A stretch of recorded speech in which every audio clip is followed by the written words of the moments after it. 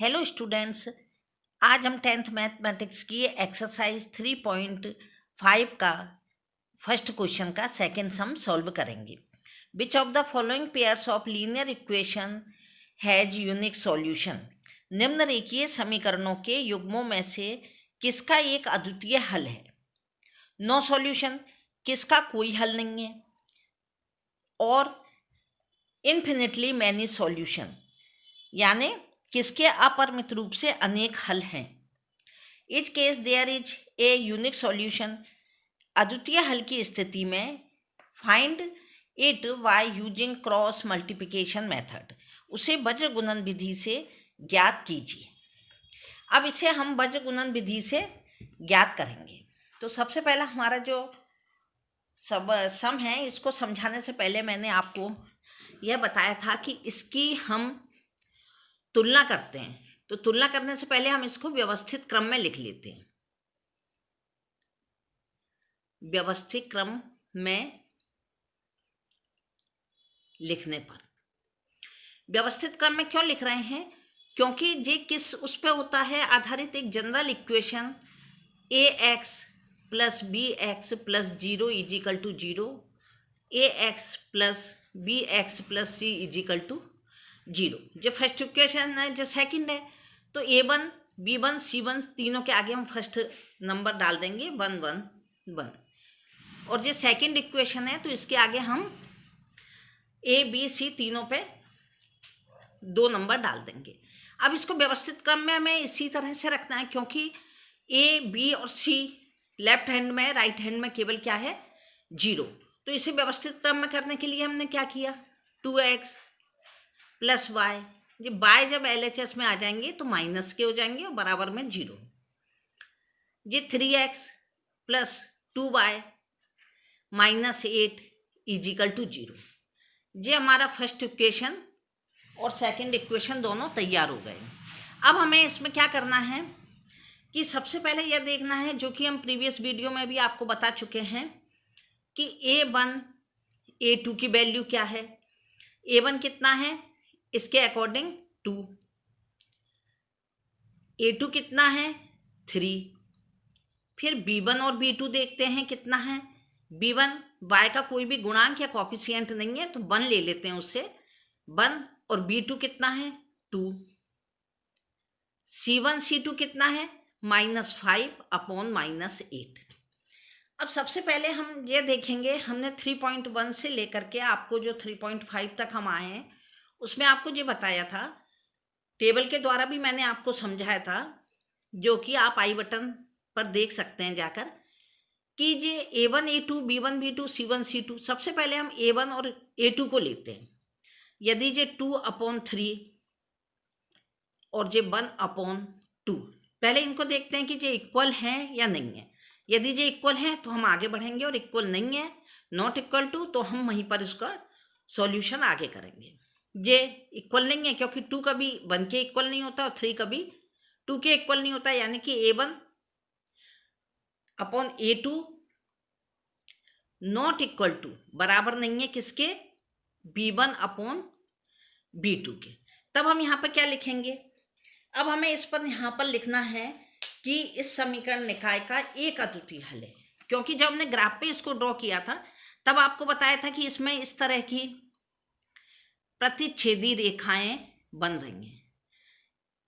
Table में भी हम आपको समझा चुके हैं। तो यहाँ पर हम लिखेंगे इस समीकरण निकाय का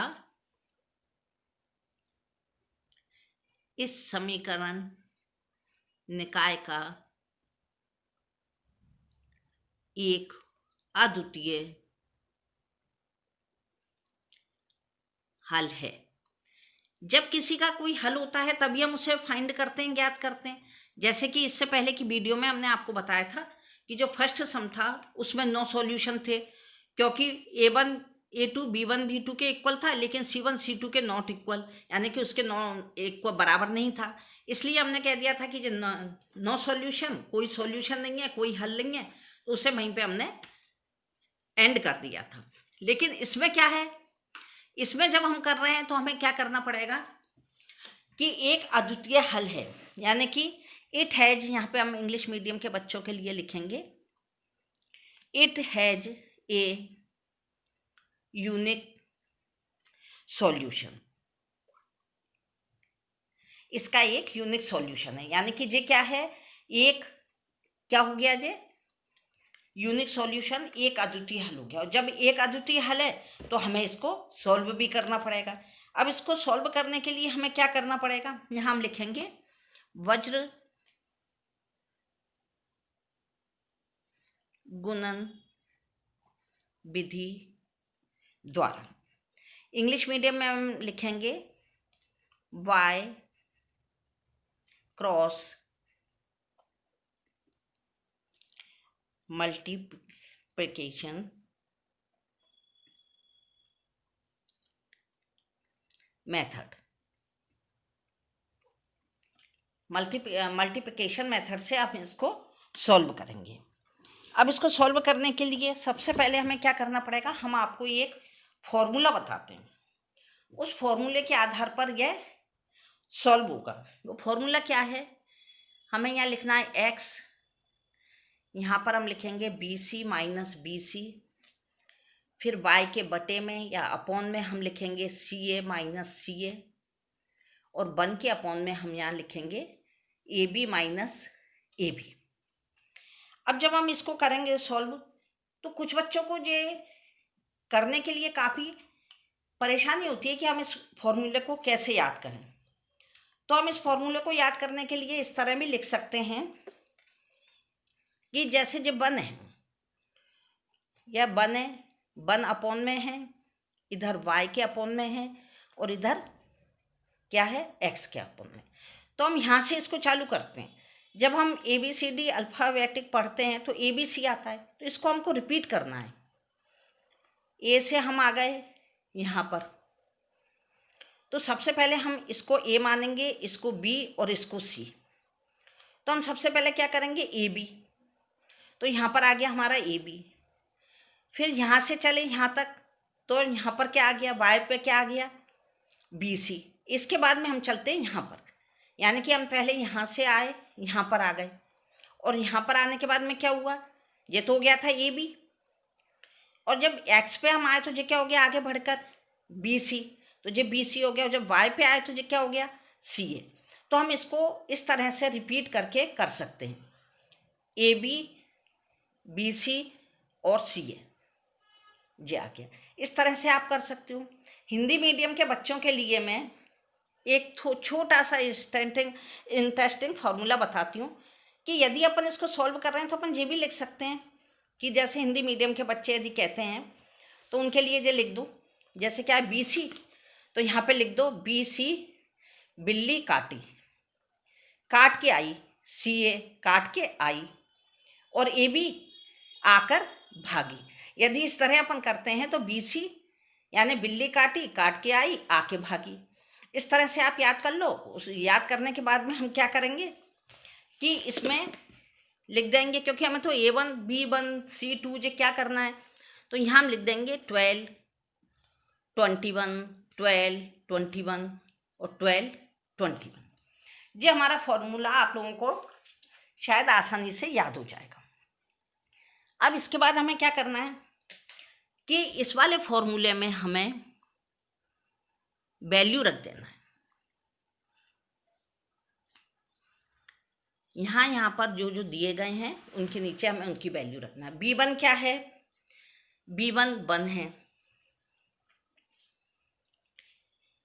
और B2 कितना है, B1 1 है, B2 कितना है, C2 कितना है 8। इसके लिए हम जो यहाँ पर टेबल अपनी रख लेते हैं, इससे हमें समझ में आ जाएगा।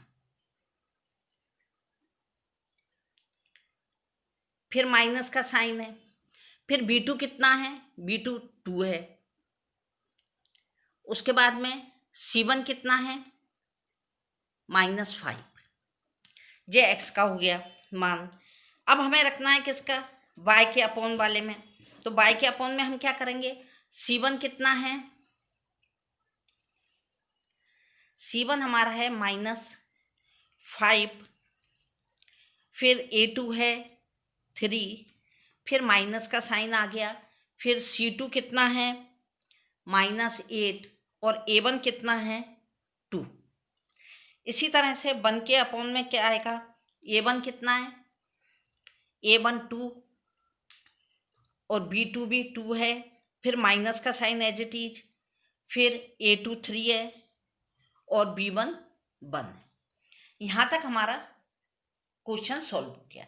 अब हम इसको वही मल्टीप्लाई कर देंगे और इसके नीचे लिख देंगे 8 बन जाए 8, लेकिन जब माइनस के हैं तो यहाँ पर माइनस के 8 आ गए। फिर ये कितने माइनस माइनस प्लस हो गए, क्योंकि मल्टीप्लाई में साइन प्लस हो जाते हैं माइनस माइनस जुड़ के, तो ये आ गए प्लस के 10। अब y अपॉन में क्या है 5 3 जा 15, ये माइनस प्लस हैं तो माइनस के 15, ये माइनस माइनस प्लस हो गए और ये 2 जा कितने हो गए 16। अब 1 के अपॉन में हम क्या लिखेंगे 2 2 जा 4 और 3 बन जा 3 माइनस के। यह यहाँ तक हमारा सम कंप्लीट हो गया। इसके बाद हमें क्या करना है कि इसको भी सॉल्व कर लो।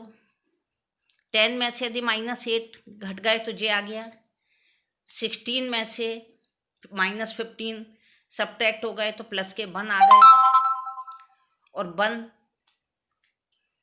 में से जे 4 में से यदि 3 माइनस हो गए तो जे 1 आ गए। अब हमें आगे क्या करना है इसमें कि हमें x की वैल्यू फाइंड करनी है और y की करनी है। तो सबसे पहले हम क्या करेंगे कि इन दोनों का रेशो ले लेंगे, उसके बाद हम इन दोनों का लेंगे। तो पहले हमें x की वैल्यू निकालनी है, तो x अपॉन 2 इजिकल टू 1/1। तो इनका यदि 1/1 यानी इनका जब हमने क्रॉस मल्टीप्लाई किया तो x का 1 में किया तो 1 आया और 2 बन जा 2 आ गया, x की वैल्यू 2 आ गई। अब इसी तरह y का लिया तो y अपॉन 1 इजिकल टू 1/1। तो यहाँ पे हमने किया तो y की वैल्यू कितनी आ गई 1। यहाँ हमारा आंसर आ गया, x की वैल्यू 2 आ गई, y की वैल्यू 1 आ गई। हमने आपको 3.1 से ही सारे सम की जांच करना चेक करना बता दिया था।